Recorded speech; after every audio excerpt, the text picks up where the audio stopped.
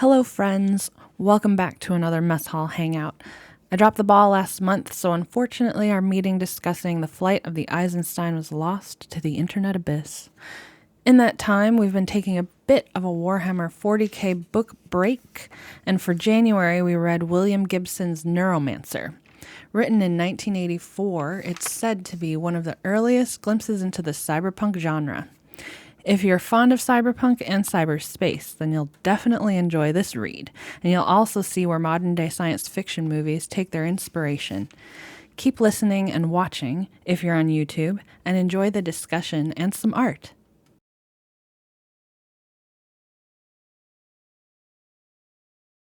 All right, we are live. Your coloring section is in the middle, which I love. And Annie, you can give your intro whenever you're ready. Yeah. Okay. Hello. I was about to say good morning, but it's not. So, good evening, everybody. Today, this month, we are taking a break from Warhammer, and we are discussing NEUROMANCER, as you can see, by William Gibson. This one was dense. But really good. Everybody, I think, thoroughly enjoyed it. Hey there, mister! We have mostly everybody here: Kiki, Squandy, me, V8, and Gendrid. Welcome, everyone. Glad to be here. Hello. The select panel. Oh, wait, cameras are hidden at the moment for some reason. Cool. There we go. There we are. So hopefully, I think, did most of you do audio? No, Yeah, I read physical. I eyed. I did both. Okay. I feel like I should have done both because, like, some of the language and maybe, like, my brain just didn't connect with some of it. So I think I probably should have been listening and reading at the same time. When I got confused, I went to switch to audio. I went back and forth. Yeah, I think that's a smart idea. That's interesting because when I get confused, I usually switch to the reading part of it. Like I've switched to physical reading because for some reason it makes more sense to me. If I'm listening to it, it's easier for me to just like, oh yeah. And I think it depends on the book. Yeah, it at depends least on for the book me. for sure. Like this one, I just need to hear somebody read the sentence because maybe their cadence is different or the emphasis is different somewhere. With this one was a little bit confusing because you really like have to just dive into this world and accept it instead of trying to be like, well, why is it like this? I don't understand. It's the pros are very sure of themselves, even though they're foreign to us. It's like the writing is so confident in its world building and the world that it built. It's like you just kind of have to like, oh, I'm here now, and I have to get used to it. There were also so many parts where I was like, and he literally says the Matrix, but I'm just like, am I in the Matrix? Like, this is Morpheus. This is Trinity. Oh yeah. This is. Yeah, Molly is so Trinity. And like, yeah, just like the Matrix in general is cool to see in like book form. And to like know that this book was like, what was it, written in like 86? Came out in 86? 84? 84? 1984, July 1st, 1984. And it's so like, so obviously that was a long time ago. Like I was 3. I was 3 in 1984. And so to think about like, how did he come up with this futuristic world like at that time? Was there anything that like sort of inspired William Gibson to write this? Do we know? Sure, I Yes. wonder what was around back then. So I watched a bunch of interviews with him Okay. after reading this the first time, and then I kind of went back and did some research after finishing it this time. And he will he's very humble, and he will never take credit for coming up with this stuff, even though like to us and to most people, like he is the godfather of this. But he said that he was inspired by a lot of things beforehand, and People like he credit him to coining the cyberpunk phrase, right? Or that term. I believe the term, he did come up with the term. Yeah. I mean, Sorry, I think just wanted to throw that in there. he might have not have like he might be very, I guess, humble about it and not want to claim a lot of it. I think he is. I think the even if some of this is like inspired by other works, a lot of this is also very much like the first time many of these concepts are joined together. And so while some of this stuff may have been like, you know, yeah, this is from this or this is from something else, this is the first time in any sort of media where all these different concepts came together into like one single cohesive piece of art, and it just blew my mind. Like I am so upset with myself for having not read this years ago. I'm surprised you hadn't. I thought for sure this would be a second read for you, or a third read. It's definitely not going to be my only read. It's fun. It is. That's really exciting too, because like when a book really like sucks you in to the point where you're like, I need to buy a physical copy and I'm gonna like read it over and over and over again. I feel like that's rare these days. Because it's dense, but it's 280 pages. Like it's not that long. It's pretty.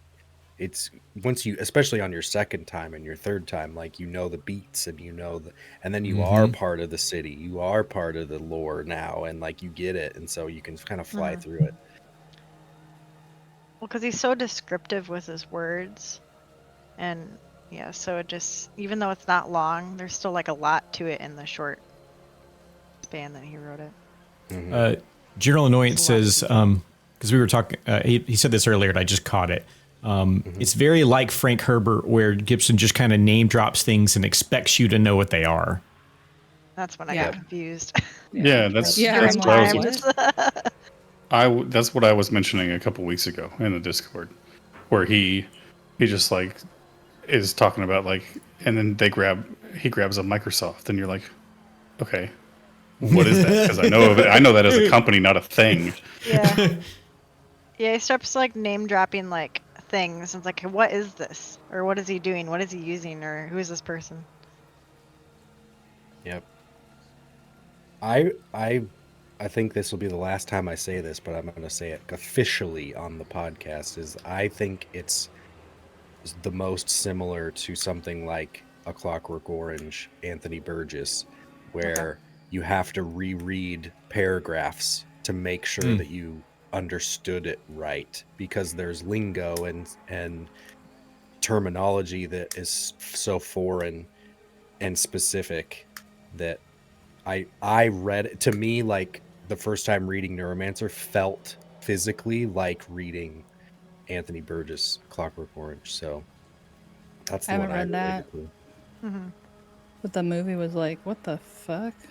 It was, Yeah. for me, it was like, it was not so much the jargon, because like I feel like everything in the book I kind of had some sort of concept of, but it was more like, did he really just say that? Like, and I would reread it like just to confirm that I didn't make that shit up. Like it was so surreal. Like you said, feels like reading, a book version of The Matrix, or like, I don't want to jump too far ahead, but like, when they mention a character that sounds incredibly like, not even a main character, this edge character related to a main character is Johnny Mnemonic. Like the way they described him, I was like, I've seen that movie. I know that character. And his name's Johnny in this book. I was like, what the hell?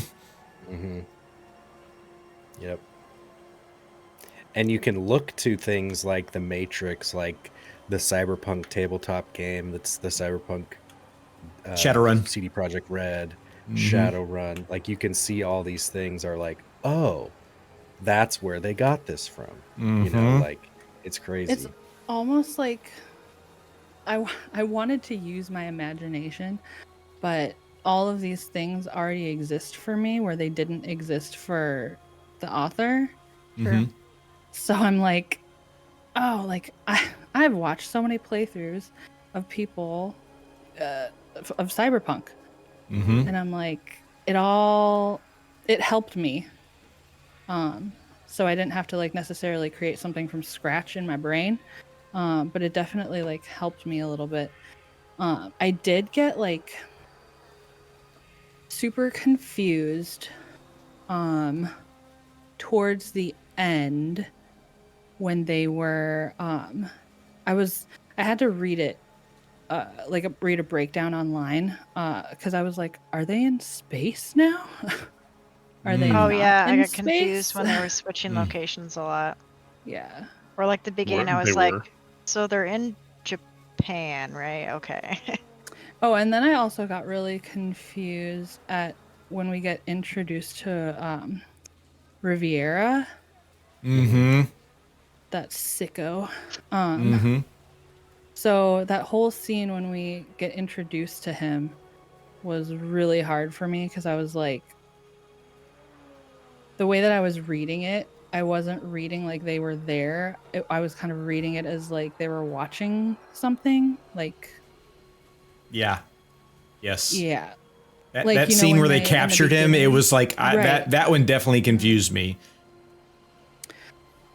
Yeah, so like I thought it was like another scene like in the beginning when Molly takes him to the fights.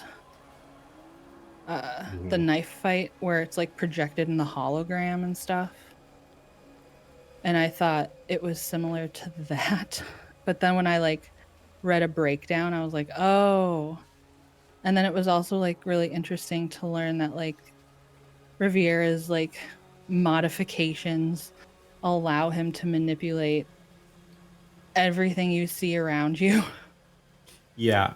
It's like one thing that I guess I didn't feel Gibson really went into, but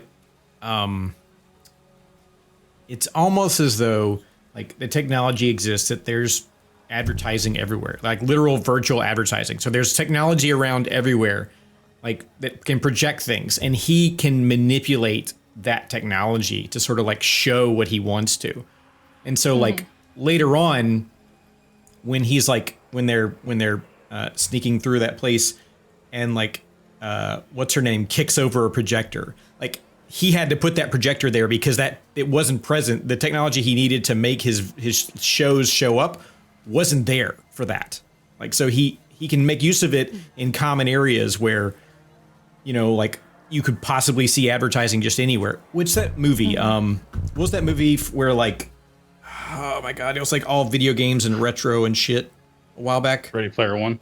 Yeah. So like if you remember like being inside the verse in Ready Player One, like everything's like all crazy glowed up. It's almost like that's reality. Like the world in this case is very much, you know, megacorps and advertising everywhere, and like his modifications allow him to take over that technology. So It's crazy. what's Like, the that was insane. what's that called? Something reality. AR. Augmented reality. Yeah. So it's pretty much what it is. Like essentially, in this timeline or this time frame, augmented reality is just a thing everybody has, per se. Like that's what it comes down to.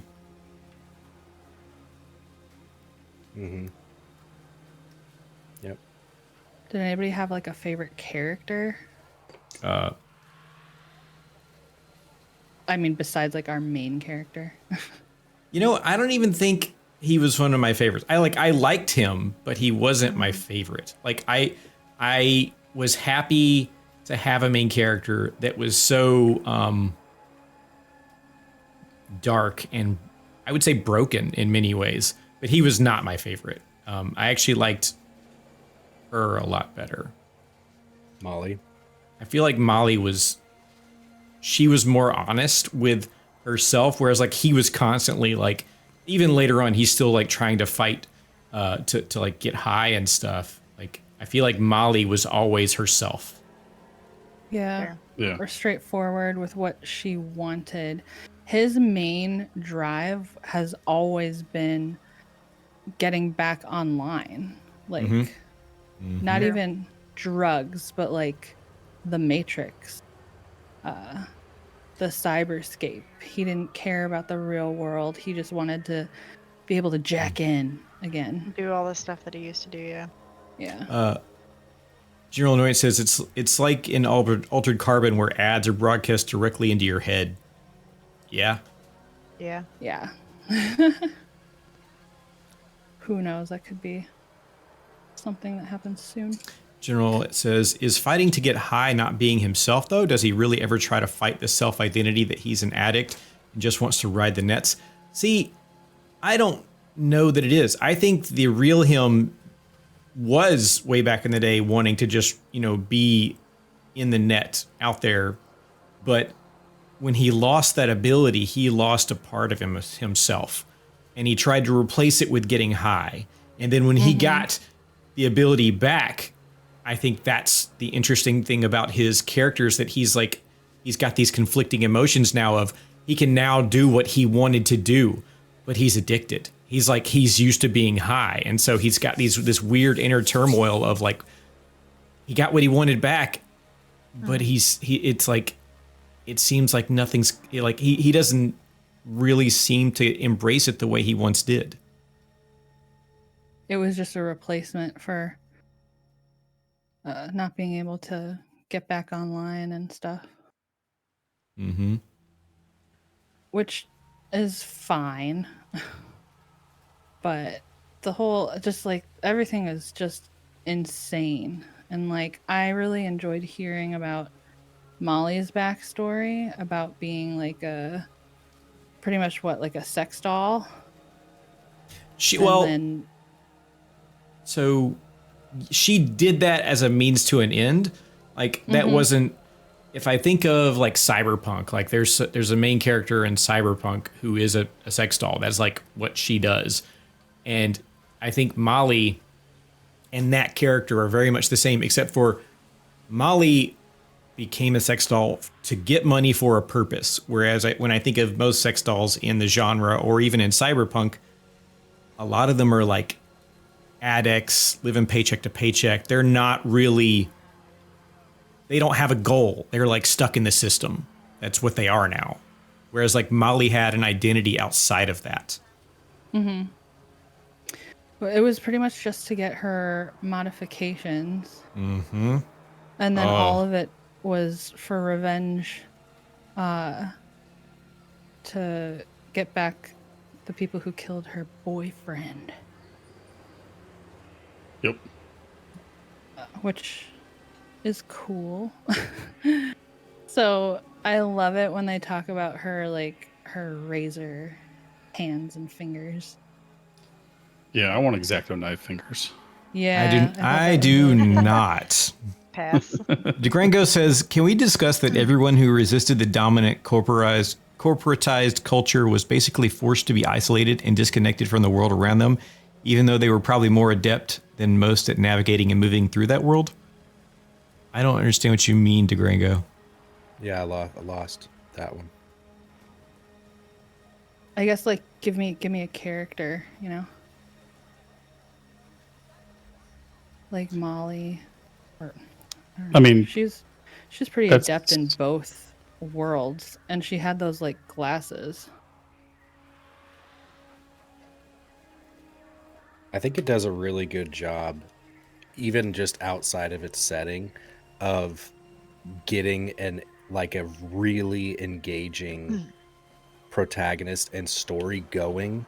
Like this guy who used to be this badass is kind of like throwing care into the wind. Like they kind of describe him in the beginning of like he doesn't even carry a gun anymore because he kind of just wants to die, you know, and he goes and does the shadiest deals possible on purpose, and I think that's so cool and engaging. And then getting introduced to these people who are like, hey, we can help you.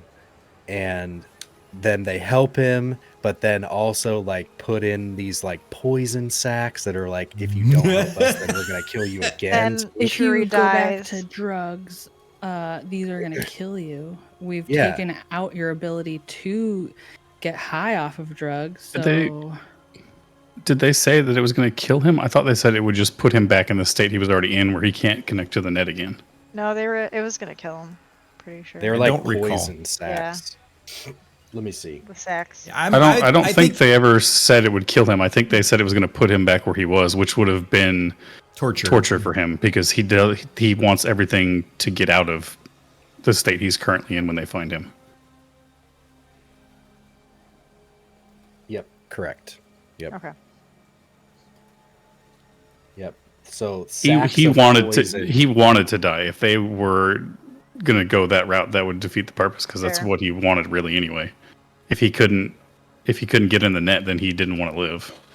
Yeah, which is what. Yeah, agreed. And I think the interesting thing there is like he was a cowboy on the net. He was like one of the best. He was trained to be one of the best, and he broke the rules and fucked it up, and like they took away his abilities, and so he became what we know as like a street samurai. He just fucking became this sort of like operator in the real world, and just like living to that next high. And I do like that whole, he just didn't care. Like he was like, you know what? Like, and people, and the interesting thing to me there was that the crazier he acted, the more people seemed to sort of like shy away from him. It was like almost like his brazenness made him more invincible. Absolutely. Yeah. Because he just has no, like, he has no fear. He has no, he just is missing that one thing. And so now he's just like, I'll put myself in any situation.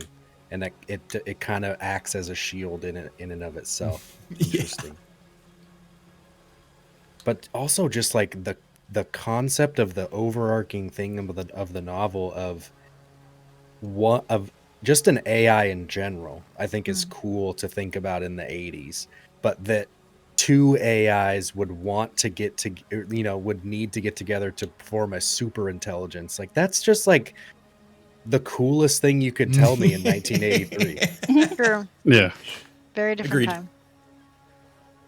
It's so it's coolest thing you could tell me now. Like okay, Yeah. like, and that's They the don't- cool thing is AI is such a big thing now. This book is kind of like really relevant, you know. True. And It's still not nearly as advanced, so that's why it's still really cool to us, because we're not like yeah, but my Alexa Fair. can still tell me who's speaking to her. Like she'll be True. like, she's like, "Good afternoon, Annie." Blah blah blah, and I'm like, "Excuse me, I think come again?" Sure, I get a little creeped out sometimes. Meanwhile, by Wintermute technology. is fucking jacking people out into space, murdering them. you're right.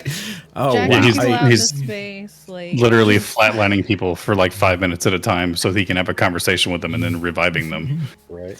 True. That is I always so thought wild. the interaction when we meet the flatline Dixie. That he's my Dixie favorite character in the book. I love Dixie, and then I got Dixie confused by that. by Dixie. Well, the way like that part in there sort of confused me, because it like Dixie, Flatline, whoever had like 5 different names in the book, and like it was very confusing the way that I thought they had like 2 personalities that were gonna like help them do things. The way it was phrased, I was like, what in the fuck is going on here? And then like Nope, all him. Yeah, but it was so confusing. I think the way that he was introduced was a bit confusing because I guess I didn't understand at first that Dixie was dead, and we're just like taking his brain. But then, because like he had a call with Dixie and then hangs up and then calls Dixie back again. And Dixie was just like, "What? Like we talked? I don't remember." Yeah. Yeah, And because I was like, oh. because he's just a Ingram. because he's a flatline. He's basically like just RAM. He has no memory of anything that you talked about the last time he was booted up. Yeah, which I thought was awesome. I think there was a part when they did say, like, you're dead, like, in it, and I had missed it when reading it, but I had caught it during the audiobook. It probably like stuck out a little bit more. It did stick out more because they, like, you know, flat out said it when he was reading it, so that's when I caught that part. But I didn't realize that either at first. But there was a line where they had said that, I'm pretty sure. I remember.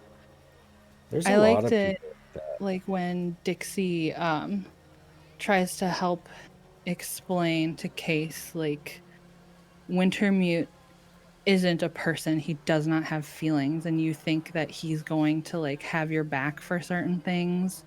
He won't hesitate to end you, like, to get what he wants, Oh yeah.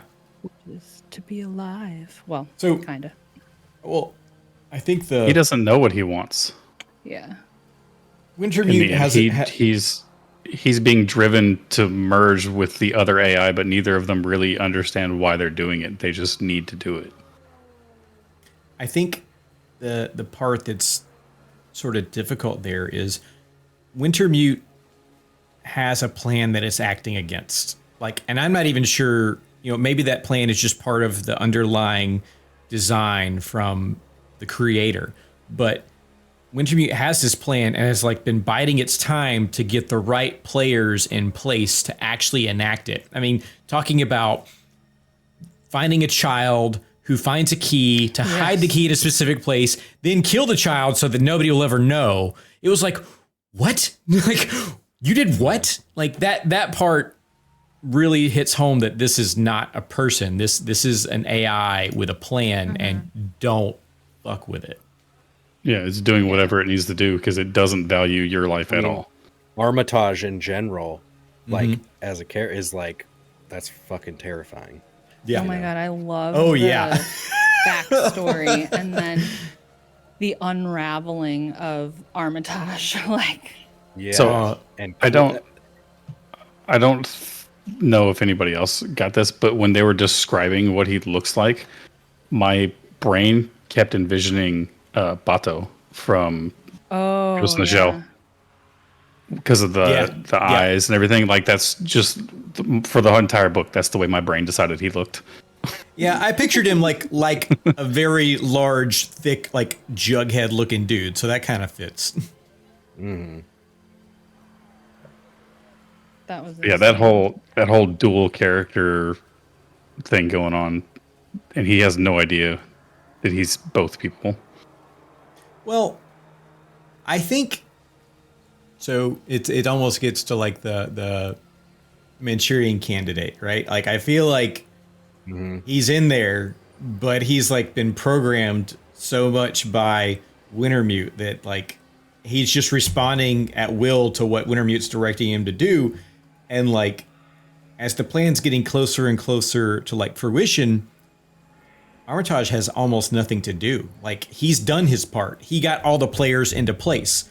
So yeah, Molly even says that at one point. She's like, he just sits in his room. He doesn't go anywhere or do anything. And he stares at the wall. And I think that, like, in my opinion, that was Armitage's downfall. If like Wintermute had just like given him tasks to keep moving and doing things, I wonder if he'd held it together longer. Yeah, he probably wouldn't and have like cracked. Gordo wouldn't have come back. Right. Right. Yeah. Okay. Maybe. I don't know. I kind of feel like that may have been part of Wintermute's plan the whole time, though, because he got rid of him as being a potential problem later by him cracking and eventually, or essentially killing himself by trying to escape to go inform his superiors what was going on. Yeah, but I mean, it's not like Wintermute wanted to erase all evidence that anything happened, or else Wintermute would have just killed Case, right? But Wintermute sabotaged the escape pod, so he did intend on killing him. I mean, was the sabotage because he had already started to go crazy, or was it the other way around? That I don't know. He may have sabotaged it because Wintermute realized that he was cracking and didn't want him to ruin the plan. Better off just killing him, Yeah, letting him because go. he's AI. He doesn't care. Whatever Yeah. the best scenario outcome for the scenario is, Yeah. whatever gets him what he wants, the easiest route. That's the route he's going to go. Even if he doesn't really know. But I think all this doesn't help with the ease of reading the novel because Armitage is Cordo and Dixie is Polly and you know, like And rats all and these somebody different else. He's like people 4 have people during the book. Yeah. He's also the pimp whose name I forgot. Yeah, I really like that part. That Or part. no, that's sucked. Wintermute. My fault. Yeah. I'm getting them confused now. Yeah, but And that then part sucked. Wintermute Like, takes on, just the pilot of the tug or whatever is named Marcus Garvey. I remember the first time I read it, I was like, is this about a new Marcus character? Garvey. No, this is the name of the ship. I know. Marcus yeah. Garvey is an actual Jamaican political activist or president. Oh. yeah, there's From, like- so many like hidden references in there if you like look up stuff. It's Yeah. But it makes It's sense like- because They're they Rastafarians. are activists. Yeah. I agree. Zion is also another thing that the Matrix lifted. And the Yakuza, too. What? Yakuza. The Yakuza. Those are just in That's- Japanese. That's like the Japanese mafia. Yeah. Yeah. But when they Yeah, that mentioned don't that, have I any- was... True. But when they mentioned that, I'm like, I know what that is. Japanese mafia. I think this book could only be better if like some of that had been a little less like all over the place. Vague. Yeah. Yeah. And you know, I mean, it's just the inconsistencies in some of the things, like how Dixie was referred to like by 4 different names. Like it just, some of that could have been done better. But I mean, this is still like, I've already said it. It's like in my top 5 books of all time, like easily. Like this is it, because it just hits home how much like the cyberpunk genre is like from this book. Yep. I think the It whole mixes- like concept of like the decks, the cyber decks, like, you know, like all that is just so wild. And just like, even as he was describing it, like, you know, he like taped something to the bottom of the deck so that he could like move it over to the other boat or whatever. It was just like hearing, like, those are details that could have been totally left out, and I'm glad they weren't. It was like nice that he kept up with all the things, even though it was a bit noisy.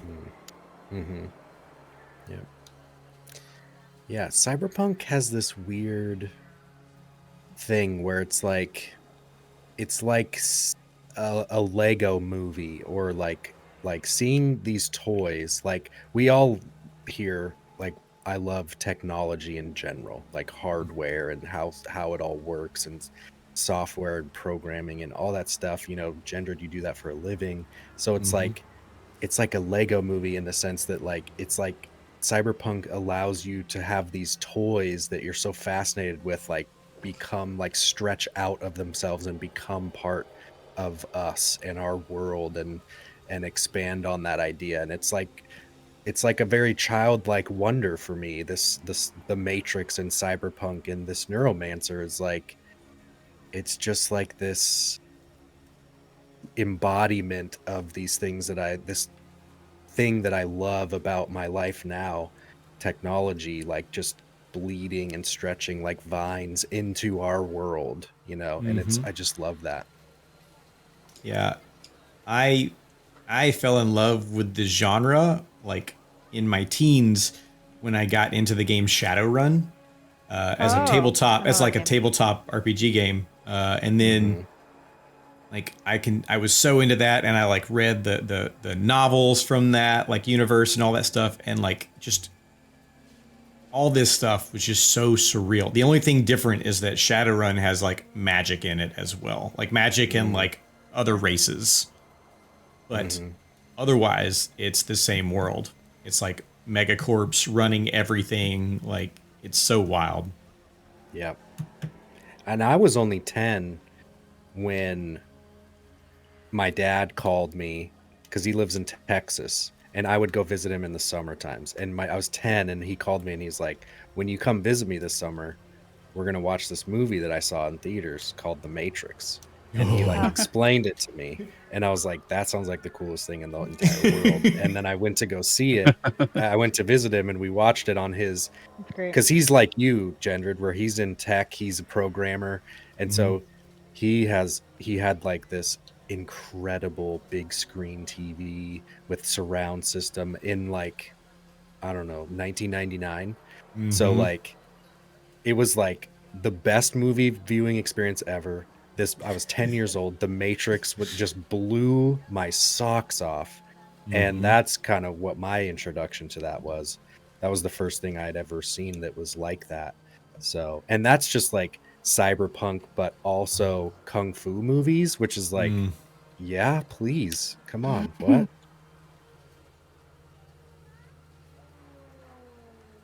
I feel like this book did like what Star Wars did for space.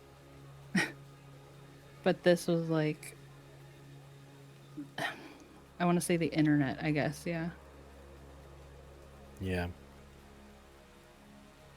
Star Wars was so important to help. I don't know. I mean, like, when it came out, was Star Wars that popular? For sure. Or did people... Yeah, I think it was. Yeah. Yeah, it was a phenomenon from the very beginning. From the get-go, yeah. Anything where it's like, anytime you see these movies or this media with like really crazy futuristic stuff, like, unless it's something that's just being rehashed, they always seem to get great attention. Like an example being like Star Trek for its timeline, like the original OG Star Trek was huge. There's a reason it's still around, because like it just made such an impact. Star Wars was the same. It was like very much like, it's just this like these science fiction concepts, people can put themselves very easily into those spaces mentally versus like the Lord of the Rings. A lot of people like the Lord of the Rings. Nerds love the Lord of the Rings, but like it's not as universally loved, I would say, as like things that are much more easy for people to put themselves into. You can picture yourself in Star Trek a lot more easily than you can picture yourself in like Rivendell. It's different. There's only one return, and it's not of the king, it's of the Jedi. Yeah. Damn. Yeah. So the interesting thing is like between 1984, like when this came out, Johnny Mnemonic the movie came out in 1995. I didn't even know that was a William Gibson book. And then The Matrix in the year 2001, like it's just like my whole life has, like I wish I'd read this book earlier, because like so much of my teenage years into my 20s is like based around this genre, and it's mind-blowing. Yeah, I'm really surprised you hadn't.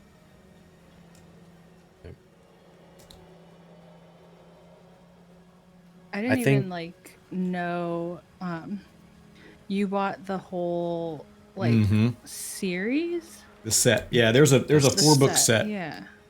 What's it So called? I got them all. The Swell trilogy. The Sway trilogy. Sorry, Sprawl? something just fell behind The me. Sprawl, I think. I'm looking. Hold on. I think it's Sprawl. Sprawl trilogy. Yeah, and the Sprawl is like, it's just a reference essentially to the U.S. and what the U.S. becomes in this series, because it's very similar to almost like, I don't know if this is a valuable comparison, but like in Judge Dredd, like it's almost like the world is a city. Like it's not It's not there's no place between cities. It is a city. And so the sprawl is pretty much the city that is the United States, it seems like. Like Coruscant. Cool. That's why they described it. I just had like the hardest time grasping when they were in space that they were actually in space. Mm. I got a little confused on where they're at just because they didn't describe, the changes too well. And I thought I was like slow to the pickup or something, but then I was like, no, this is just confusing. They just didn't describe it well with the changes like that.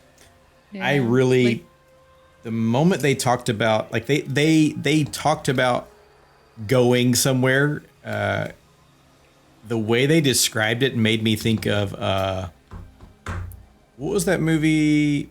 Oh, fuck, I'm so bad at this. I'm sorry. There's a movie with, who's the guy from the Bourne movies? Matt Damon. Matt Damon has a movie where he's essentially on the planet and he's like trying to get into outer space where all the rich people are. Is that Elysium? Elysium. Yes. Elysium. Yeah. Yes. Elysium. So Elysium, the way they described it in this book made me think of the way that was described in Elysium. Like a tube. Yeah. Just like And the going closer up. you get to you know, the middle, yeah. the less gravity and blah, blah, blah. When they were first describing the shuttle when they're going to Zion, I was thinking that they were like on an airplane. I didn't realize that they were like on a shuttle until On they a were space descri- shuttle, until he. yeah. I mean, I didn't, they're like, not realize that that different. at first until yeah, true. I was just same here. my brain was imagining airplane until he started describing it more, and I was like, oh wait, they're on a space shuttle. I was like, this is a little different. Well, then they were Okay. talking about like getting their suits on and stuff, and I'm like, what? Yeah. That's when I was wait, I think they're in space. So the sprawl is officially the Boston-Atlanta metropolis axis, an urban environment God. extending almost along the east coast of the United States. Okay. Gotcha. The part that still really tickles my brain is the Neuromancer's copy of Case and his girlfriend and the little boy on the beach and stuff. That is really, really like mind bendy to me. Like of a mind bendy book. Mm-hmm. Are you talking about at the end, or are you talking about the very, very end? Yeah. before that? He's dead. That's the way I took it. I don't think he's dead. Think so? I think There are other books. But do Is they Case in all them? involve Case? Are they Pretty in sure. I haven't read ones? any of the other ones. I Evidence don't think he's dead because I think I took it as, well, he may not be dead, but I took it as he's in Wintermute's program. Wintermute is controlling him right now, and he's not really walking around where he thinks he is. That's why he sees the city sometimes and other times he doesn't. He's in cyberspace, and he hears pretty much like Polly, is that what his name is? The dead know. guy? The dead guy. He hears the dead guy, and he sees the Dixie, little whatever. boy.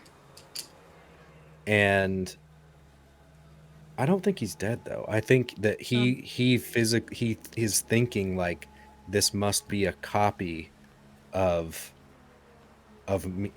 There must be a copy of me somewhere here, because it's the thing that he experienced earlier. Was it a copy or like a vision hologram of him? Well, that's what we don't know. And Linda The first time he was there, he was flatlined by Wintermute. Because when he comes out of that, the dude in the Jamaican dude in the Garvey, I can't remember his name now. Malcolm. Malcolm is basically like, you good? You were dead. I was about to like pull your plug, and he's like, I'm okay. Oh, okay. Sorry. There was a couple different things I was misunderstanding what you were referring to. So when he connects, like it's a very hard thing I think for me to sort of explain, but I believe that almost as though when it's almost like he becomes like an entity on the net when he connects. Like that's the way It's like an out of body experience for him. And That's what Wintermute, I I think his mean. body goes Yeah. to like a vegetative state, essentially. right. And it's like that's kind of what I believe how Dixie was created. Like they allowed him to like come out. They made a copy of him while he was out of like in cyberspace, and that's what the Ingram is. Like Dixie went on to do other things after that and then died, but that's a copy of him from a point in time.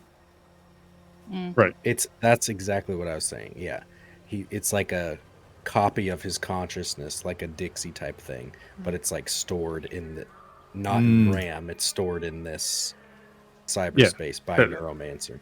That's what I think is going on currently at the end of the book. I don't think we're actually following Case anymore at that point. I think we're following the program that thinks it's Case now. Oh, okay. I didn't catch that. See, That I just took reminds me that's of, like, just the way I altered took it. carbon. yeah. I Like took they it. get re-sleeved.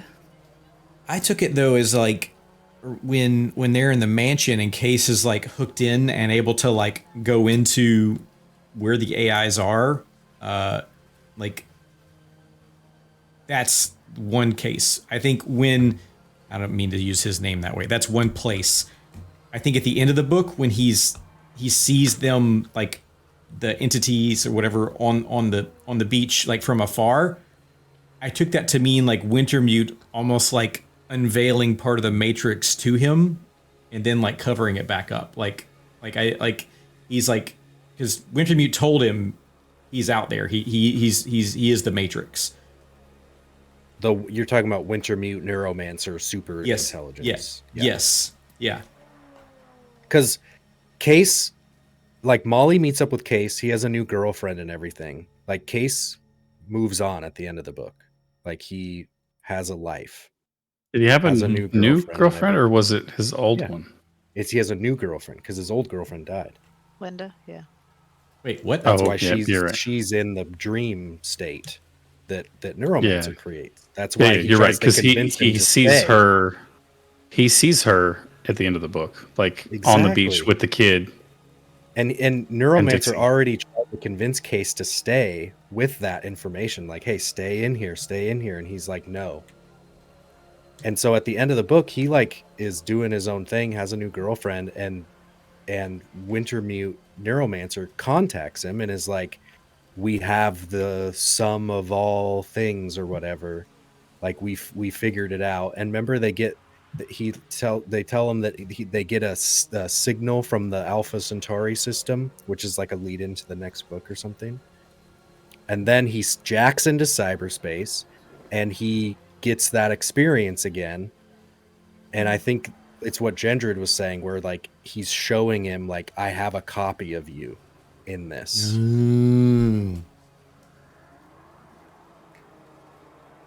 But Case is still Case. I don't know, man. I feel like we could listen to this book like 16 times and come up with a bunch of different endings. That's true. You're not wrong. I have different opinions because of the confusion. This is I like know it's probably like when The like- Matrix came out and you go back and watch the movie like 8 different times and you pick up You're something like, different each time. No, this is what happened. Yeah. Like, what's it called? What movie is this? John Carter. Has anybody watched Oh that yeah, movie? I've seen that. Mhm. The Disney movie? Yeah. But hold on. Stick with me. Have you seen it though? Yeah. So Kiki's the only one who's seen it. Awful. It's not great. I'll say that. However, like when we're talking about re-sleeving and stuff and what you think case might not be Case, it could be a different version of Case. Well, like in John Carter, he essentially like finds this code and like it's essentially like you're getting faxed to different planets. So your original version isn't going, but your current fax is, the fax of yourself is, if that makes sense. Mhm. So when you were talking about that, that kind of reminded me of like, oh, he's just like faxing himself places, and there's different versions of him just floating around. So this is the. Oh, sorry. Go ahead. It is Linda. It's Linda again on the beach. It is not Oh, a it different is character. at the end. Yeah. No, but in real life, he gets a new girlfriend at the end of the Oh book. yeah. Linda Okay. is a Yes. recreation because that's why Neuromancer is trying to convince him to stay. Look, I have your old girlfriend. Yes. So When he shows him. the Wikipedia page, this is the summary. The poison in Case's bloodstream is washed out. He and Molly are profusely paid. Polly's ROM construct is erased at his own request. Right. Molly he always leaves wanted Case. to be deleted. Molly leaves Case, who finds a new girlfriend, resumes his hacking work.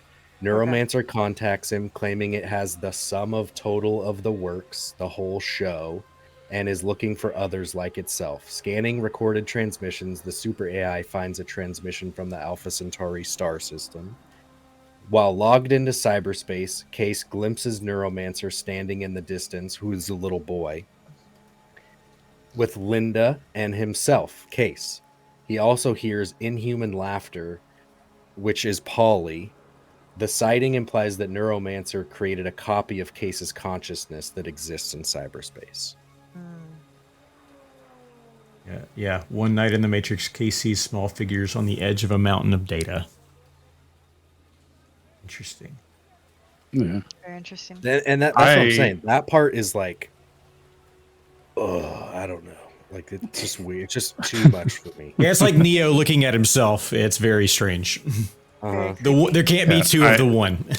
I had assumed he was dead because of that, and the fact that they don't explain at all how they fixed the poison sacs. They're like, oh yeah, your body just overcame it because you're just that good. Flushed it out of his blood. No, it wasn't. So that's not what he said. He said, Neuromancer told his body how to like get rid of it. It's like it wasn't that he could do it on his own. It was that. Oh, that's what I mean.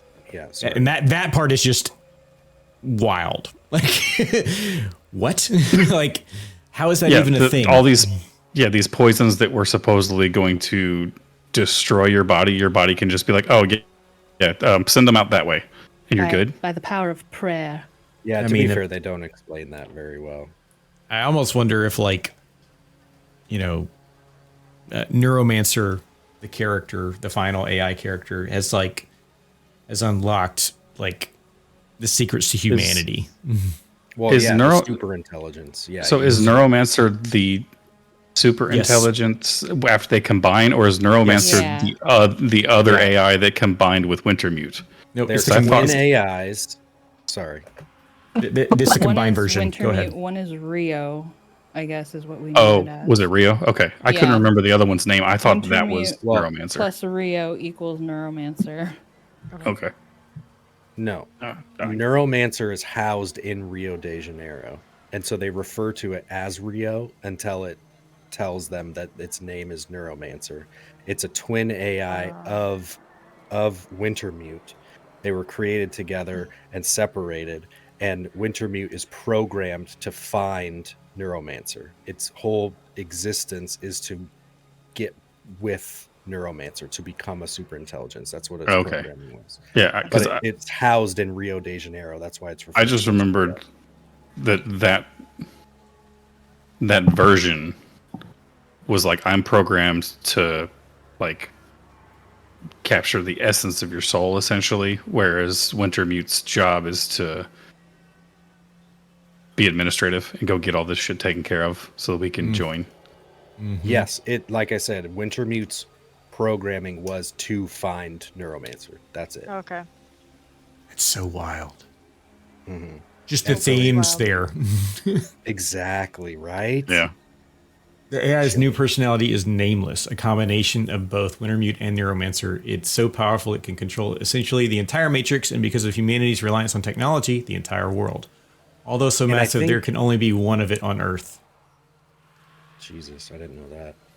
But I think that's the power of that resolution, because like they don't describe how Case gets the blood sac or the poison sacs out of his blood vessels that they installed, but for that super intelligence, that it's so crazy powerful. All it has to do is it just tells him how to get rid of it in a very simple, in a very way that Case can do, and I think that's the power.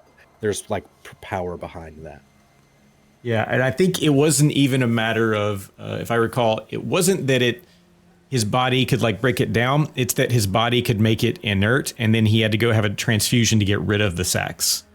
That's what I was saying with the flushing. Like they flushed it out with the knowledge of this super AI. Yeah, that whole deal is just crazy. It's crazy that all came out of one dude's brain in the 80s. Sure. The one thing that they do throughout this entire book that drives me crazy is that he refers to items. I mean, I know we mentioned them earlier, like the Microsoft and stuff like that, where he doesn't explain it. But what drives me crazy is that he'll use like a company name to refer to a specific item as if that's the only thing they make, and you should know exactly what that is already. Like, oh yeah, when he talks about like the Honda or the Braun or I'm like, what the hell is the Braun? Because I know of Braun as like an electric shaver, and not a thing that walks around and has an eyeball on it and stuff. Like, we need. He does that with a lot of things, or it's like the Mitsubishi, and I'm like, okay, what is that? Because they make literally everything. Sure, I thought of my. If you dig through their company, and so some of it you're just supposed to assume. I mean, the only context you get is it's probably tech related. Yeah. But some of the stuff he's like using company names to describe it, but he's using these like gigantic multinational corporations that make so many different things. I'm like, okay, what type of thing are you trying to describe to us with that name? Because I can't pick a thing. So apparently, the Microsoft Corporation was named before Neuromancer, right? But William Gibson, they were named, I think it was like 2 years before he started writing the book. Okay.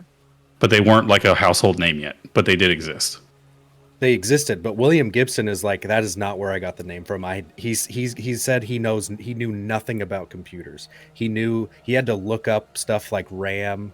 He knew the concepts of like AI, but he said he knew nothing about computers when he wrote Neuromancer. Like, it was all concepts. For someone who didn't know anything about computers, he really knows how to like use the jargon to confuse the shit out of me. Yeah. Yeah. So yeah, he might not have known about Microsoft yet because it wasn't really a well-known He said thing that yet. So then he they just kind both of made that up. claim- That's kind of crazy. Bill Gates and William Gibson are like, nope, you didn't name it after you, didn't name it after you. Yeah, it's crazy that he used a lot of those popular names, but didn't really those weren't really a thing in his brain. Neuromancer was commissioned. It was commissioned by Terry Carr for a science fiction special. He was given a year to complete it. Gibson undertook the actual writing out of blind animal terror at the obligation to write an entire novel, a feat which he felt was 4 or 5 years away from. After viewing the first 20 minutes of Blade Runner, which was released when Gibson had written a third of the novel, he figured Neuromancer was sunk, done for. Everyone would assume I'd copied my visual texture from this astonishingly fine-looking film. He rewrote the first 2/3 of the book 12 times, feared losing the reader's attention, and was convinced that he would be permanently shamed following its publication. Wow. Yeah, he really didn't think that the book was going to become really popular. So I just went and looked it up because I couldn't remember. The Microsoft, the company, was founded in 1975. Yeah, I was going to say something. Incorporated in 1981, and they released the first version of Windows in 1985. Yeah. Oh. Which is when they started becoming more of a household name once they actually had an OS people could use. Because before that, they didn't really have products, or not a lot of it anyway. Yeah. So this came out before Windows did, so they were more than likely not a household name at the time. No, yeah, I mean, he's quoted as saying, like, I had no idea what Microsoft was when I wrote that in the book. Yeah, and that timeline makes that totally believable that would be a thing, especially if he's saying he doesn't know anything about computers, because the only people who probably would before that happened would be people in the tech industry who worked with them. Sure. And you know, we were talking last night during GTA Community Night, which everyone should join on Wednesdays. Fun. In the Nice. Cross promotions. But we Good were job. talking about taking chances and doing like the craziest thing you can, because chasing your dreams, and that's William Gibson right there. Like, he didn't think he could do it. He did not want. He wanted to take on this challenge that he was sure he would fail, and now he's the godfather of this thing. This Like, genre. Yep. It's fucking amazing. You can do anything. The fact that, the fact that, how to get my words in order. The fact that Blade Runner was released 2 years before the book, like, means that there were obviously other influences of that sort of like future post-apocalyptic sort of like For sure. world. So that does lend credence to like Gibson having like been heavily influenced by other things, but it's so wild that like I had totally assumed that Blade Runner was like a result of somebody reading Neuromancer or vice versa. Like they just they're so close in themes. And Blade Runner was it's so iconic and now so influential. Like I was in film study, and it's like one of the films that you start out like looking at and analyzing, and not just for the story, but like for the set design too. Like the whole thing was insane. That's what I was going to say earlier too, about like what inspired, like what was before William Gibson, and like we would be shamed off the internet if we did a review of Neuromancer without mentioning Philip K. Dick and his stuff that inspired Blade Runner, you know? So like he also had a huge hand in creating this thing.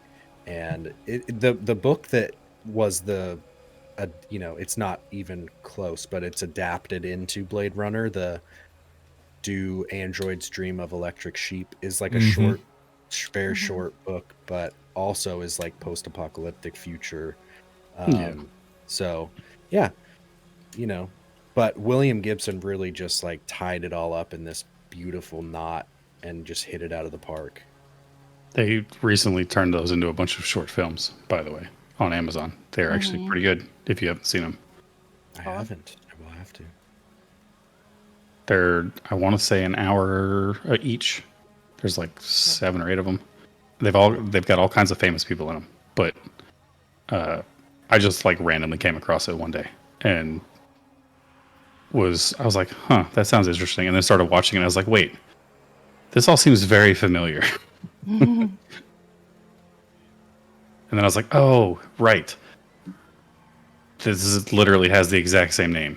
It's just, they turned it into like a short like anthology of movies. Which is it's kind of cool. Yeah. I feel like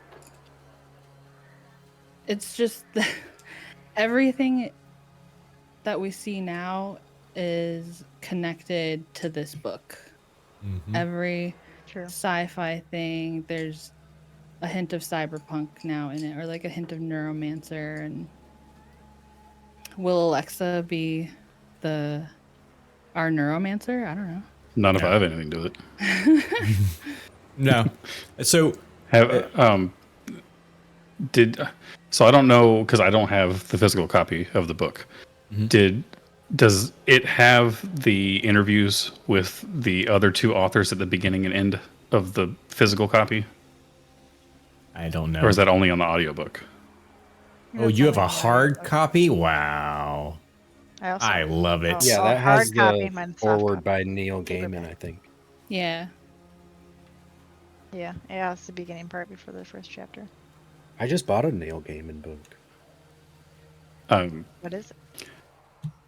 I just thought it was interesting that the end. I'm blanking on what you actually call that. The prologue, the beginning, or the end? I forget. The Anyway, epilogue the prologue is is the beginning. Epilogue. Yeah. No, Okay. prologue Well, is the beginning. Epilogue is epilogue is the end. Yeah. So in the epilogue, this interview, it's a guy talking about how he was writing in this genre and had just like completely felt overwhelmed by everything, and the fact that like anytime he'd look at like authors, they were like seemed so like stuffy and stuck up, or they'd be like posing with a picture of their dog and they're always in like tweed suits and stuff like that.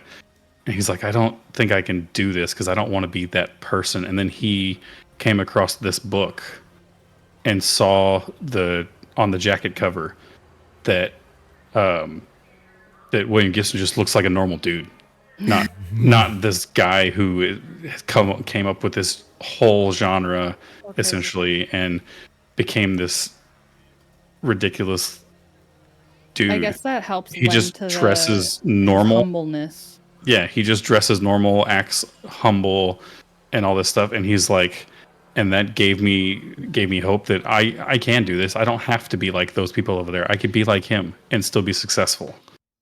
And I just thought that was kind of cool that this guy comes up with all this stuff and he still looks like he shops at like a thrift store and stuff like that. Because he wanted to. Something interesting I read about Gibson. He grew up reading two main types of fiction: science fiction and beat literature. What's And beat literature? literature about beats. William Burroughs. Yeah, beat the purple stuff. William Burroughs, an American novelist and part of the Beat movement, was very influential on Gibson. The Beats rebelled against the conformity of the era by embracing jazz music, Beatniks. using drugs, and practicing alternative spirituality, such as Japanese Zen Buddhism, which emphasizes meditation and intuition. Beat writers such as poet Allen Ginsberg and novelist Jack, I don't know how to pronounce his last name, experimented stylistically in their writing, as did Burroughs. Burroughs used drugs, wrote about drugs in his work, and used his prose to create intense narratives with a very different mood from realistic prose. Interesting. What? So like, what does that mean? Like, so he was influenced by these other groups, is what you're saying? Mm-hmm. So beatniks, and what was the other one? Yeah. Sci-fi. Just general sci-fi. Sci-fi and beat literature, but then they just kind of just explained the beat literature, assuming people didn't really know what that meant. So. Yeah, I'd never heard of it. I've heard of beatniks. I'd never heard of beat literature, though. Yeah, jazz music and drugs. Okay, that kind of makes sense with some of his. I think it's Jack Kerouac is his name. Jack Kerouac. Yeah, Kerouac, On the Road. Have you guys read On the Road? Is that something he read? Is that something he wrote? That's like one of Kerouac's big novels. I do not know it, but I know of it. I do not either. That book messed me up as a teenager, dude. I was that's like, not a good review. I'm just so we're running clear. away. I'm gonna be on the road too. I wonder what inspired him to because like Chiba City in Tokyo, like what made him set it there, because that also has a huge influence on the cyberpunk culture. It's very samurai and it has that Japanese-ness to it that is kind of like, it doesn't really, I don't know. Do you have any thoughts on like why he maybe did that? I think that's interesting. That's very interesting. I didn't think about that. Maybe he just really liked Japan a lot. I don't know. Maybe it interesting. Haven't, like, when you think of like leaders in technology and stuff, don't you think about Japan? There you the go. Japanese? Yes, I do. The Japanese, especially in the usually 80s always ahead too. of us. Yeah, like when I think of technological advances, I definitely think of Japan, and like they're coming out with some weird shit, man. And they're always Very ahead good of us call. with that kind of stuff. So true. Good call.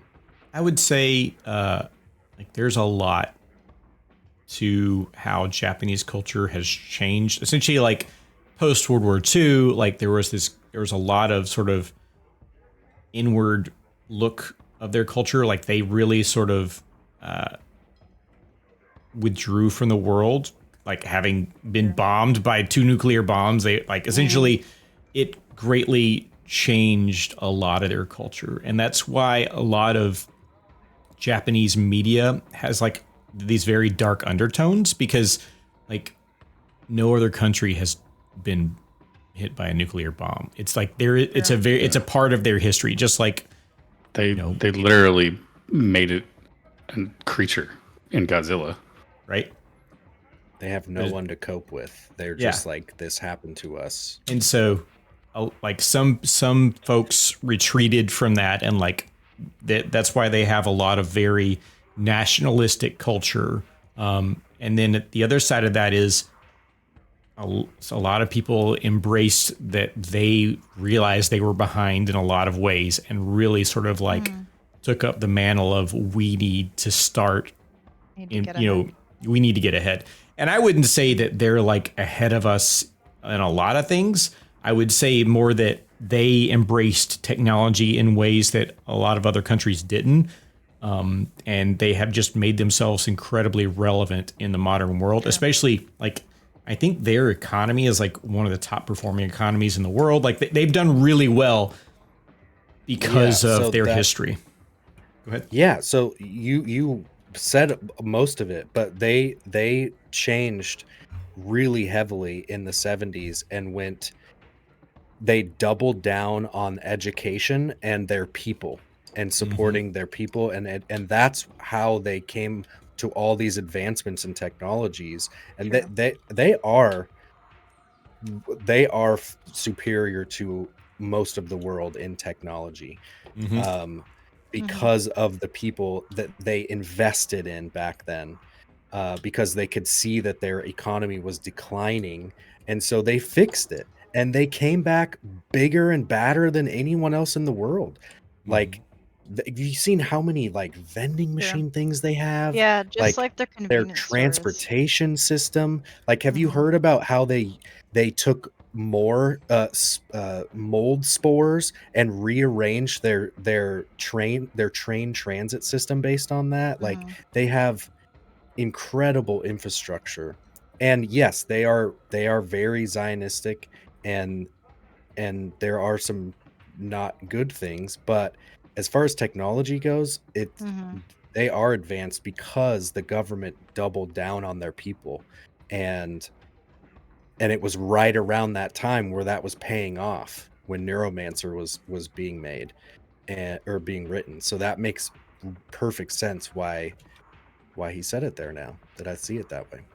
And one of my friends lives in Japan right now, so I learn a lot of interesting things about the country while she's like living there. And even like, like you said, the convenience stores, she took me shopping with her. I was like, she was video chatting with me and put me in her basket, and just all the like interesting, cool things that they have just like as like meals and snacks like in their convenience stores is very interesting.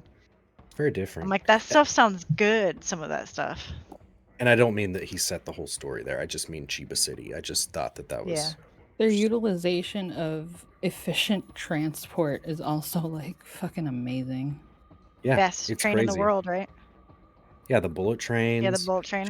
Just their transits, their public transit in general is insane. The other thing I would say is that you got to be mindful of the fact, though, that they have fully embraced like isolationism even today.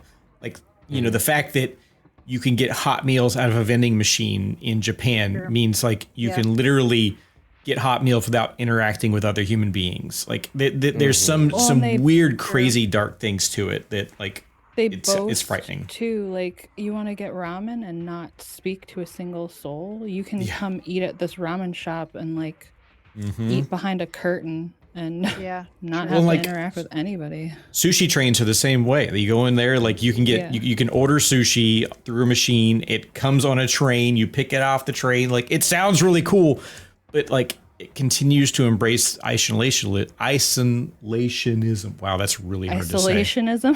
Yeah, hard word. And it's just, I worry about lauding that too highly. It's They have population decline for a reason. They have the highest rates of like depression, suicide, and all of that too, like in the country, because people like overwork there too, and yeah, Their work culture their work is culture is not good. second from the United States. My friend who is currently working there is an English teacher. Yeah, she talks about how like the work-life balance is not good It's over there. bad, I think that's dude. a majority of the Americans over there go into the teaching English route because that's There's the a lot of easiest way to programs get a over there. job. Yep. If you want to live And the abroad. pay is not great, but the cost of living too, depending on where you live, is like tiny apartments, super cheap. Like her apartment's like $300 a month for a studio. Oh my god, yeah. Somebody shared on another Discord a website. Hold on, I have to share this since it's relevant. What was it? It was in this Discord. Japan. There's like a website for like cheap houses in Japan or something. It was crazy. Like you could, these are obviously, not brand new houses, but you can buy houses in Japan for a fraction of what they would cost in America.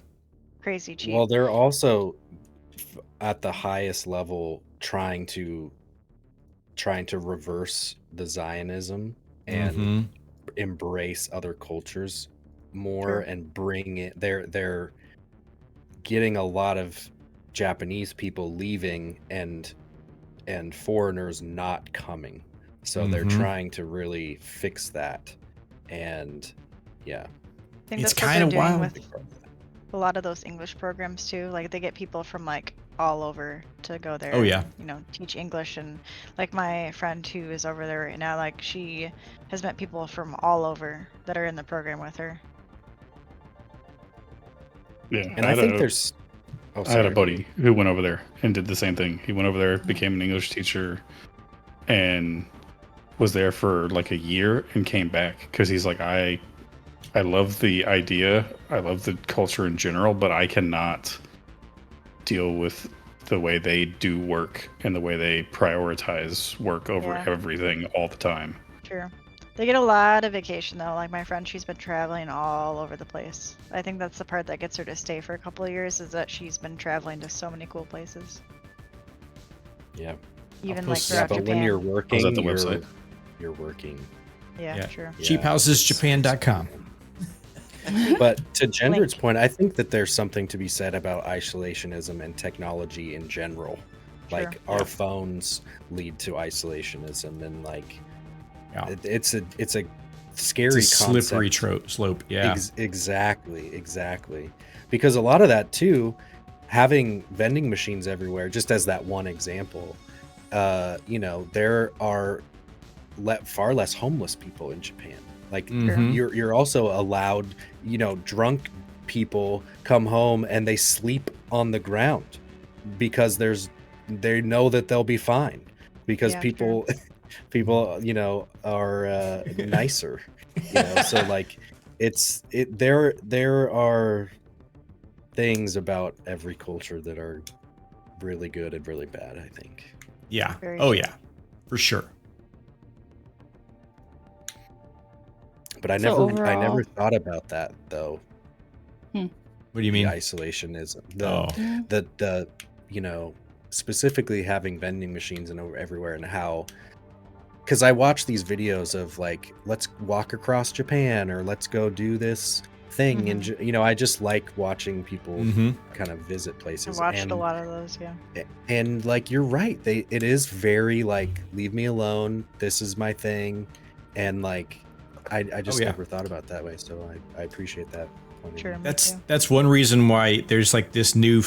I hope it's not happening anymore, but there's this fad a little while ago of like people going to Japan and just like being obnoxious in public to the point to where like they would get attacked because they would like just annoy the shit out of everyone else around them until someone like will be like, step up, and then they'd like start a fight pretty much. I didn't know about that. Crazy. Because like in Japan, like if you get on the subway, You get on the subway, you sit down, you get to your stop, you get off. You don't interact with other people, you don't make a ruckus, you don't play music, you don't have a phone call. It's a public place where you're supposed to respect everybody else. And people get on there and would just like be playing music on their phone and shit, and like you could see how upset they were making other people on the train. It's just wild because it's just not the way their culture is. Well, something my friend told me too. She was video chatting me with when she was going to the 7-Eleven, and they're weird about like they don't like when people like are out in public video chatting with someone, for example.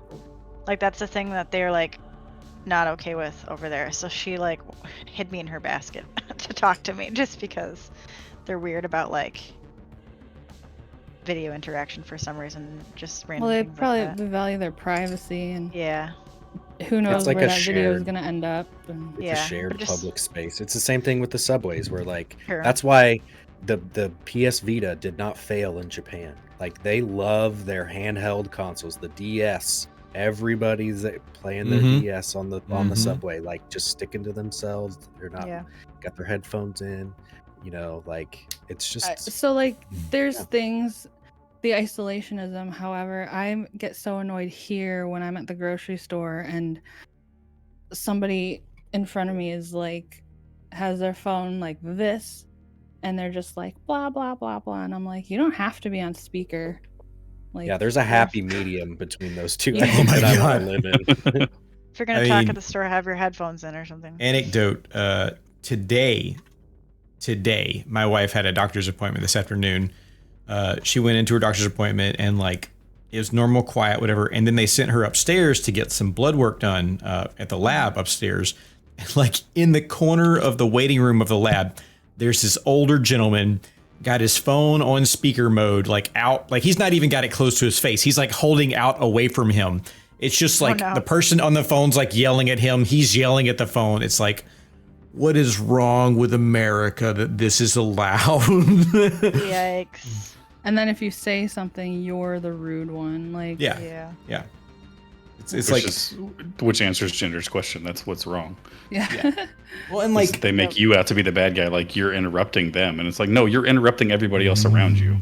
that's one reason why Yeah. Americans have such a horrible reputation as travelers. Like you go anywhere, the moment like you open your mouth and they hear an American accent, you get disrespect just in their look, because we as a nation have not done a good job of being respectful of other cultures. True. Very true. You know, it's wild, Which is but a sad thing. I don't know how we got this far off topic. Anyways, True. Wait, we read a book this week, Wait, yeah. what are you talking about? What book? which was a great book. I think it ties in a lot with cyberpunk, the Matrix. It does. It took a lot of stuff from Blade Runner, like there's so many things this book helped create in the world which we enjoy right now. Mm-hmm. Yeah, it's wild. Which is crazy because it came out in 84. Yeah, and I if we think were back. to s- I think back though, like the influence of a particular piece of media is like almost never going to be immediate. So as an example, like modern cell phones are heavily like influenced by the Star Trek like tricorders. Like Star Trek had this mobile device, they'd flip it open and they could talk into it. And like that is where the idea of cell phones came from. Like that they essentially someone was like, I need that technology, and they made it happen.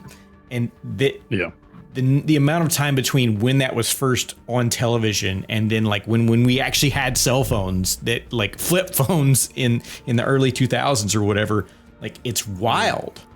And if you compare like the time frame of Gibson's book and like all the things that we have today that were influenced by that, it's like it seems there's like a 20 to 30 year like gap, like where when something like people embrace a piece of media to the point to where parts of it become reality. Yeah, I think it's crazy how much of his became reality though, versus something like, say, the Jetsons that was around in the 60s. We don't have hardly any of that stuff. True. Yeah, I mean, we don't have space travel for sure either. That's for damn sure. I always wanted like the Jetsons, like when George Jetson gets up in the morning, gets like a shower, and the machine like washes him and like combs his hair and brushes his teeth. His teeth, yeah. That would be fucking amazing. Running on a treadmill out in the open air of space. Yeah, well, they're not in space, but yeah, he's like thousands of feet up in the air. Yeah. On a treadmill, just okay. You know what's crazy to me is in my lifespan, I could have lived from the first flight in 1903 to a man on the moon in 1969. Like 66 years between first flight and man on the moon. Like that's crazy. I would only be like I would still have some years to go after seeing both of those things, you know? I mean, it's the amount of like the way technology has sped up our lifetime and like everything. Like, it's going to be, we're not done. Like there's still going to be so much more coming out of it. And I think a lot of people see NEUROMANCER and they think of the AI stuff out there, and it's scary. It's scary what can happen if like an AI were to like get out and be in the wild. But I don't think those things exist yet. Like what we think of as an AI, what people call AIs, like those aren't AIs. Like Alexa's not an AI. Like it's not. Yeah, they're all just algorithms. They can't think for themselves yet. Generative. Yeah. Like, yes. Yeah, it's like a really advanced form of like auto correct. Like that's really all it is. It's helpful. It's nice. It's great. But like, let's not say, let's call it what it is. You know, it's not. It still can't figure out that humans only have 5 fingers and not 7. Actually, they've got that pretty fixed. A rule created Do they? stating not to kill its human. I just don't understand why we're so excited for AI to be taking over the jobs of like artists. Like, why can't AI go do the things we don't want to do? We just had this discussion. We do that? My coworker and I were literally talking about this the other day because she went to art school, and like we have like messed with AI and like having AI like ChatGPT come up with like images for us and stuff like that. And I don't think that's something AI can like really replace, because you can tell when like a photo was made by an AI compared to like someone like actually painted or drew something. I tell like, you can't. You know, you can't replace that. Like we were talking about that. No. Like you can tell the difference. It's not the same. No, you can absolutely. You can't tell the difference. They're winning award. They're winning awards. I think you can. AI art is winning. I disagree. There's one that won like first place. telling It was an experiment that somebody did, and they won an AI generated image won first place, and I was like, that's embarrassing. Companies are using them illegally. Like I guess maybe I haven't seen good examples, because the examples I've seen, I'm like, you can definitely tell that was made by an AI. Compared You should to, like, see the right examples, because there are you cannot tell the difference. Yeah, and it's fucking scary. What V8 was talking about earlier with like they have like 6 fingers or whatever, like their faces are like just weirdly off. Like they have fixed that, and so like photorealistic things are coming out of AI now, and on top of that, like there's still the same thing as like artistic license. You could give somebody 6 fingers as an actual person making art. Like so, in terms of, can the AI create what humans are creating? Yes. The answer is yes. Now, is it going to be good? Does it fit your needs? That's a question that only you as the consumer can decide. But the fact that you can go to Bing image creation tool, whatever, and ask it to make something for you, and then turn around and use it on your podcast, for book club as a logo thing, like nobody does that. You just took that job away from an artist, and that's like it's the same that's thing. not good. It's the same thing that happened with automation. It's being promoted by these industrial CEOs that are like, this is going to help us. This is going to do all the things. We're going to work less, and it didn't. We don't work less. We work more. And that's the same thing they're doing with AI. It's gonna help. It's gonna help. It's gonna help. And it's not for us. It's gonna help you. It's not gonna help us. That's how it always works. Mm-hmm. Yeah. Although I was happy to hear that there looks to be.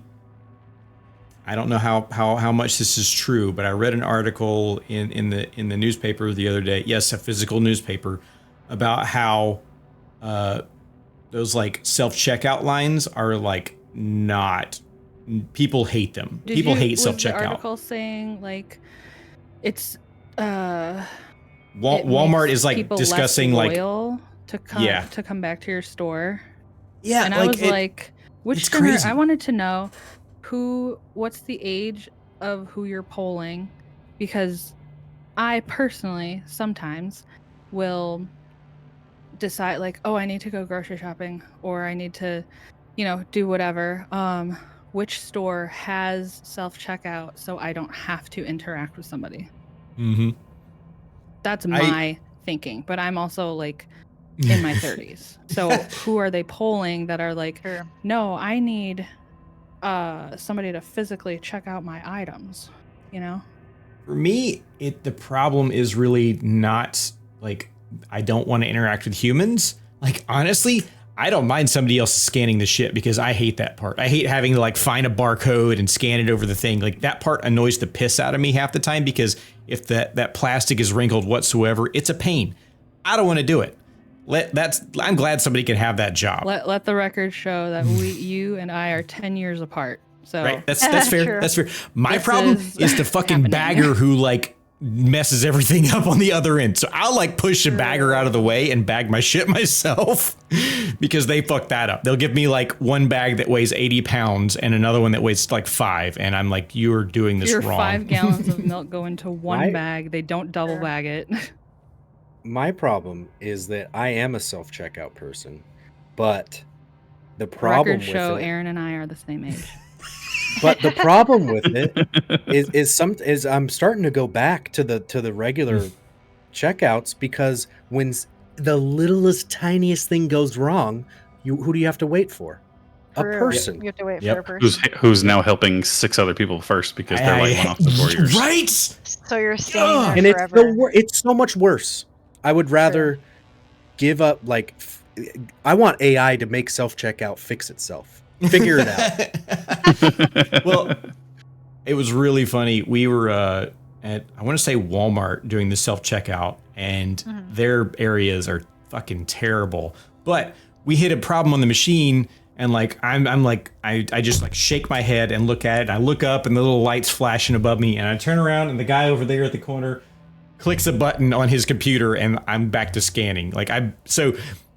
I think some people are better at handling those problems more quickly, because it was just a stupid issue. Like, something had double scanned and I was trying to get rid of it.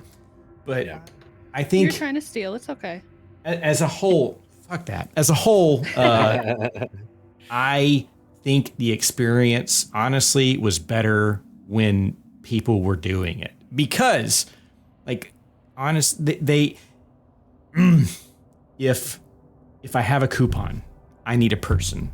If something won't scan, I need a person. Like, there's so many things that can happen. And like, my generation does coupon more. I'll admit it. I get it. But I should coupon more. It's kind of wild, like, how much that little bit of human interaction is not something I want to avoid. I really only go there to the self-checkout personally when the lines are too long at the other areas. Like, if I could, like, I would rather not. Like, it's just so much of a pain. Like, I think I just do it out of convenience. The people, if I have somebody check me out, their sense of urgency isn't there. I don't want to make small talk. I want you to bag my stuff as fast as you can, and I want to get out of there. That's fair. True. You have no sense of urgency. You're bagging my items wrong. Have you heard of a country called Japan? I don't remember where I heard this story now, but I heard a story the other day. May have been from a comedian. I don't remember. But I'm pretty sure I heard it on YouTube, so probably. But they were talking about they were in the self checkout line, and the like girl at the desk, you know, that's there to like help when things go wrong or whatever that we're talking about, came over and was like, why are you using so many bags? Because he was putting, you know, like he'd like take milk and put it in a bag and then get another bag for the next thing. And she's like, you're using, or he was like double bagging things. And she's like, you shouldn't be double bagging stuff because it wastes bags.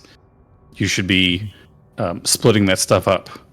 So you only need to use one bag. And he's like, okay, so if I take these 2 items that are in a double bag and I put them each in their own bag, how am I saving a bag? And she's like, you shouldn't be double bagging things. It's a waste of plastic. And he's like, but I'm sorry. Explain to me again how if I take half of the stuff out of this bag and put it into another bag, how do I save any plastic? I'm still using the same amount of bags. You make your customers bring in reusable bags because they're stronger. Yeah. Welcome to Seattle, right? It's just funny that like those are the kind of people that they can hire now because they're not having to like even think about what your change is because the machine does it for them. They just have to go over and know their password to click a button so that you can move on with your thing, and that's really all they have to be capable of doing in self-checkout. The other part of that though is like that if those people try to have some sort of like free thought and like actually be humans there, like they get crushed by the machine too. Like, no, you don't do that for the customer. You're wasting time. Like literally there's no winning for those people. Yeah. That's why this is so bad. We can't win. The AI will take over. I like having the choice. Do I have enough things where I could get through self-checkout successfully? Do I have a big cart? Maybe I should go through there. I like having the choice. Don't take either one away from me. Don't force me. I'm fine with that. I'm fine with that. Don't take away my choice. Okay. I am perfectly okay with the choice. Just like don't like make it better though. Make it better. Make self-checkout better. I'll choose the right one, and make you it guys better. can choose the wrong one. But and like, interact with people. Can I have corporations not try to like, you know, fucking crush their employees under, you know, tiny wages and make them do shitty jobs?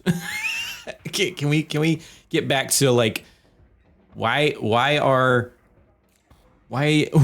do we have like these learning language models creating art and shit, and we have like people fucking killing themselves in warehouses? Like machines can do warehouse jobs. Let the people do the art. Preach.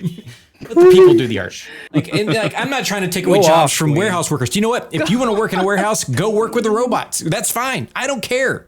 But let the people do the art, please. Well, you know what? Speaking as somebody who has a bachelor's in photography, thank you.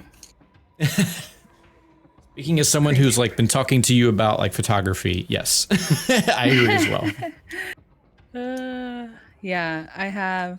That could be a whole other discussion, a whole other podcast. AI art. Let's discuss. I have I will destroy you. I've had some pretty heated discussions with Nubbies and James and stuff. Yeah, Caleb. Like that, yep. yeah. Caleb loves AI art. Loves AI art. Yeah. And like, I think there's just a thing to be said about AI can generate some stuff that's like it's usable. I think it's usable, but absolutely when it comes to something like my VTuber character, like I'm not asking AI to generate that. I'm gonna pay someone to do what I want because they can do it like exactly as I want it. Trying to correct AI sometimes is like really hard. And I'm using the word AI so incorrectly here, but you know what I mean. I'm going to put a nice little bow on this. I would never ask AI to write me a book like Neuromancer. No. Could you imagine? Only someone like William Gibson in the time of his life at that moment with that pressure, you know, could he have written a book like like Neuromancer. The No fact way- that he no way rewrote the I can first write that. 2/3 like 12 times, that is so crazy to me. It's incredible. But I'm going to say this. I also think that's probably why some of the stuff is a little bit jumbly the way it is. I think so too, but I like that. I like human error. Error. I think it adds personality, and sure, maybe it's a little Mhm. harder to read, but that makes it William Gibson's Neuromancer. You know, it's I like agree. that's how he chose to do it. Could it have been better? Sure, but that's the way it is. You It's know? so His own good. quirkiness. Yeah. Yeah. AI can still be just as confusing. Sometimes I think more so, True. but Fucking Wintermute. I think I think that's a wrap for this discussion on Neuromancer. I have a new plan for next month that I'm not gonna say, Ooh. but I will be posting it. So that'll be a new surprise for everybody involved. So check out the Discord for that probably tomorrow. So get excited. But thank you everybody for this lively discussion on Neuromancer and AI technology. Thank you. And I would also like to ask one more question. Who is going to read more of the Sprawl trilogy after this? On your own. Anybody? Eventually, I Okay. might. Yeah, I might get around to it not eventually. back I to don't. back. Oh, Though. yeah. I read this book in like 26 hours. Yeah, Jesus Christ. you like burned through and I was like, wait, I just caught up to you. And then you're like, I'm done. I'm done. Yeah, true. Yeah, Like, I I thought just that was started. pretty funny. I'm And halfway he's done. like- Yeah, and he's That like, is I'm incredibly starting now, and I'm like, wait, but He you posts have like like Just said you you have like started. 2 days. What do you mean you're starting now? he posted It was I'm like on chapter 6 7, and I days. was like, oh, I know. good. I can Was catch up. it? And then I'm like, I'm on I am chapter a 7 speed too now. reader. I'm a speed reader, and like that's one reason why I do like physical copies, because I will read through something and like sometimes I get it perfectly, and sometimes I'm like, that's a little fuzzy, and I'll read it again like 2 or 3 times until I'm like, okay, I'm good, moving forward. But like that's why sometimes I'll have questions about things, because I will remember concepts, I'll remember like things that I thought were important, and other things are just gone. Fair. Fair. This is why. So I think you would enjoy reading Feed. It's a Yep. young adult. So Hey, to me, maybe it's like more of an easier read. thank you for the sub, Jamothy.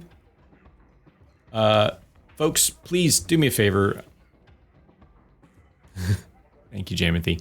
Do me a favor, everyone. If you're not part of the Discord, please go to the beneath the stream, go to the About section, click on the Discord link, come join the Discord. The book club is open to everybody. You don't have to be on the stream. You can just come in and read the same book as us, share your thoughts. We do community nights every Wednesday night, as our lovely friend Squandy said earlier. Right now it's GTA. We will play other games on community nights. They're open to everybody in the community. It's not locked down. Only GTA. Only GTA. Only. So we really love this community. We want to keep growing it and have everyone here. And it's open to everybody, right? So please feel free. Thank you everybody for being here. Thank you so much, Annie, for organizing this as always. I look forward to seeing your next surprise, whatever you're gonna throw at us. I'm excited. It will be a surprise, yes. Yeah, and I just really appreciate everyone being here. I definitely really have been happy with everybody's involvement, so thank you guys so much. Yeah. You are welcome. This was a It is good fun. one. This Yeah. was good. This, I think, was my favorite of the conversations. What a jam-packed read. Kind of a heavier one, but a lot of us really enjoyed it.